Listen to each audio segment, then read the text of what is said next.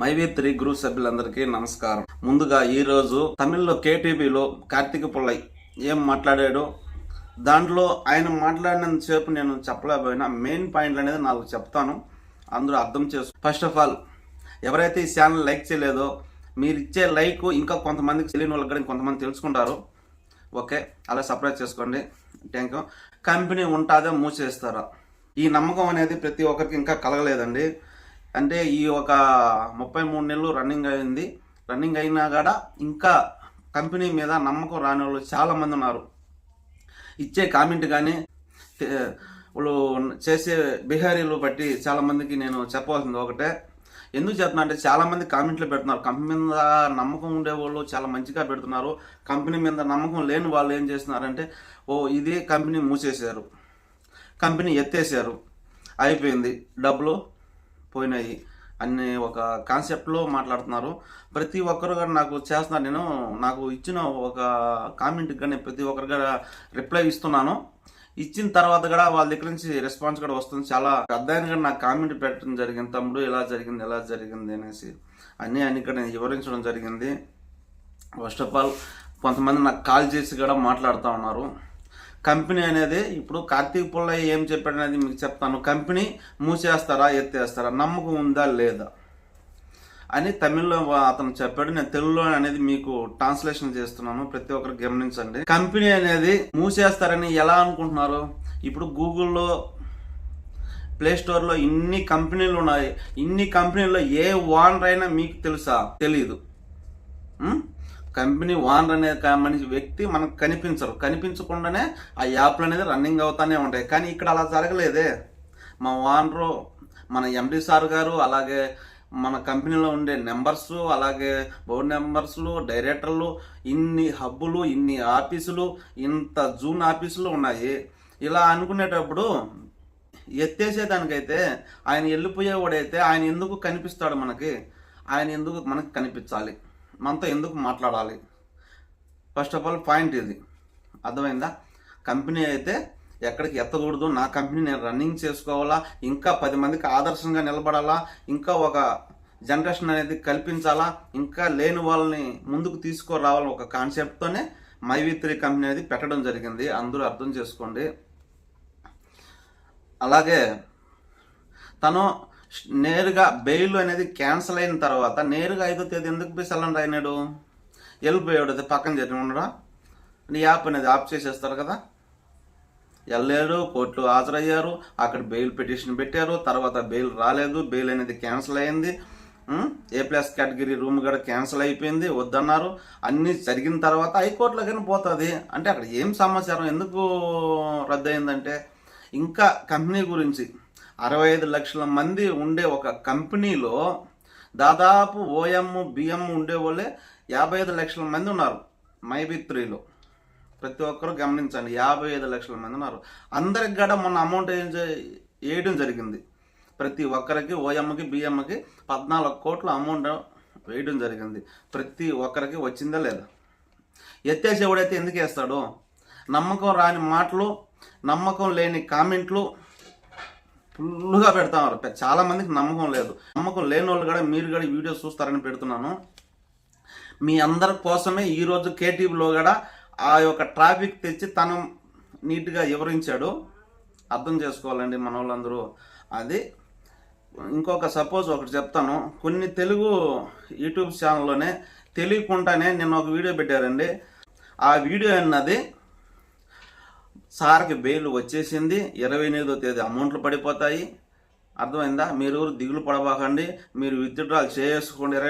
28వ తేదీ మీకైతే అమౌంట్లు వచ్చేసాయి. 1వ తేదీకంతా ఎవరి అమౌంట్లు వాళ్ళు క్లియర్ అయిపోతాయి. ఇలా అనేసి కొంతమంది పెడుతున్నారు. వాళ్ళు పెట్టే వీడియోల వల్ల మనం నిజం అనేది నిదానంగా పోతుంది, అబద్ధం అనేది అప్పుడే స్ప్రెడ్ అవుతుంది. అవునా కదా? మనం నిజం చెప్తున్నాం కాబట్టి నిదానంగా స్ప్రెడ్ అవుతుంది. నిజం చెప్పే దాంట్లోనే ఇన్ని కామెంట్లు వస్తున్నాయి. అక్కడ అబద్ధం చెప్తున్నారు, ఒక కామెంట్ కూడా లేదు.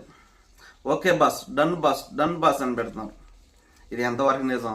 ఓకే, అది పక్కన పెడదాము.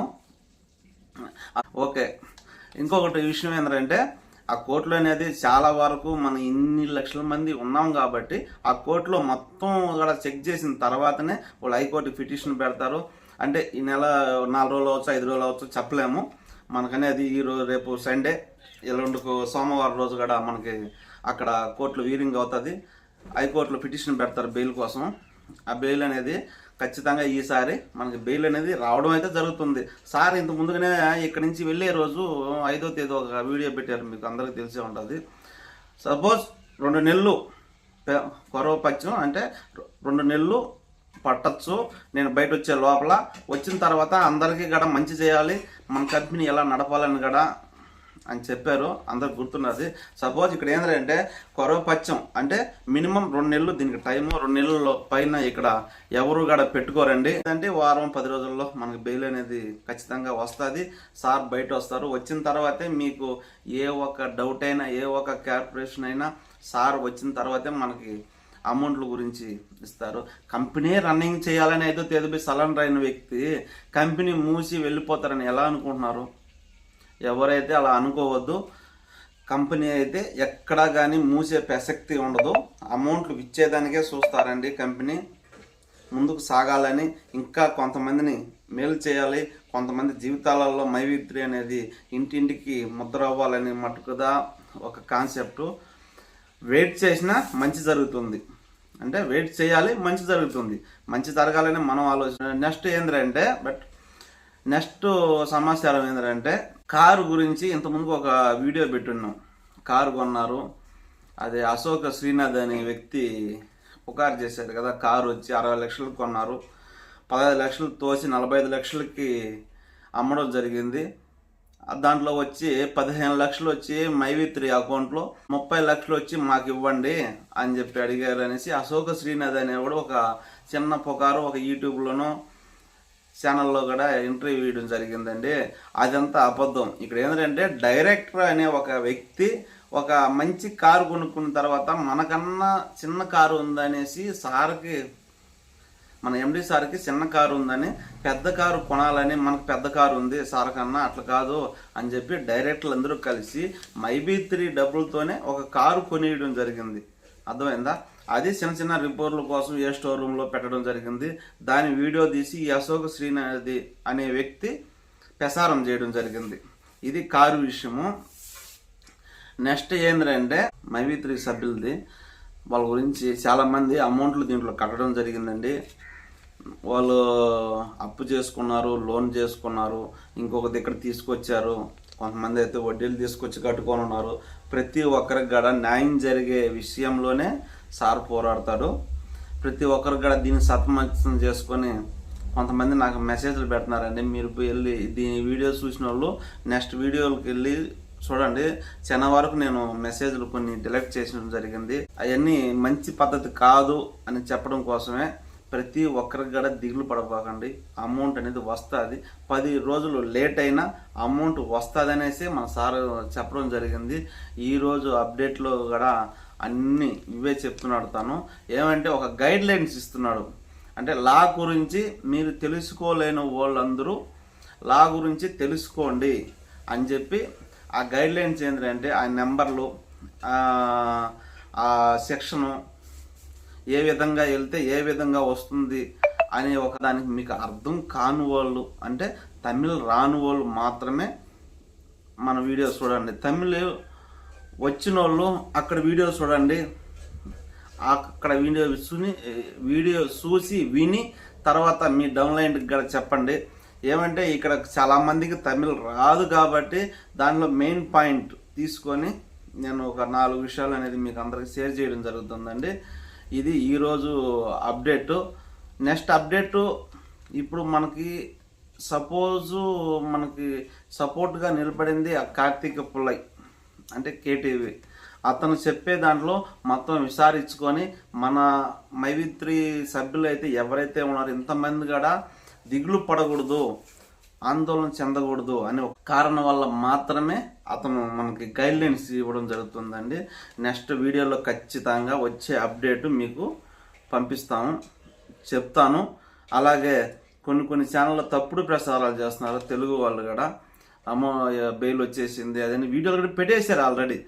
అందుకే మన సార్ ఎండి సార్ ఇంత ముందు కూడా ఒక వీడియోలో మాట్లాడినాడు, ముందుగా ఏది చెప్పకూడదు, అన్నీ తెలుసుకొని మన వాళ్ళకి తొందర ఎక్కువ అని చెప్పి తమిళ్లో చెప్పడం జరిగింది. అందు గురించి మొన్న గ్రూప్లో కూడా ఒక మెసేజ్ పెట్టారు. కొన్ని దిక్కలు అయితే టపాసులు పేల్చేస్తారు, కొన్ని దిక్కలు అయితే కేకులు కట్ చేసేస్తారు, అన్నీ జరిగిపోయినాయి. కానీ బెయిల్ రాలేదు, వచ్చిందనేసి వీడియో పెట్టి తన వీడియో డిలీట్ చేస్తే కూడా బాగున్నావు తెలిసినంత వరకు. చాలా మంది కూడా ఆ వీడియో చూసి ఏందన్నా మీరు రాలేదంటున్నారు, ఆడైతే వచ్చిందంటున్నారు అని చెప్పి చెప్పడం జరిగింది. నిజం నిర్భయంగానే ఉంటుంది, కఠినంగానే ఉంటుంది, అది అర్థం చేసుకోండి. అక్కడ ఏం జరుగుతుందో అది మాత్రం చెప్తున్నాం. మేము చెప్పలేమా డబ్బులు వచ్చేస్తాయని?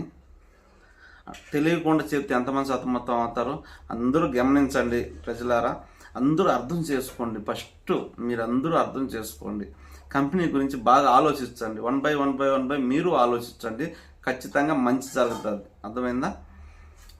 అందరికీ నమస్కారం. Okay, all the best, thank you.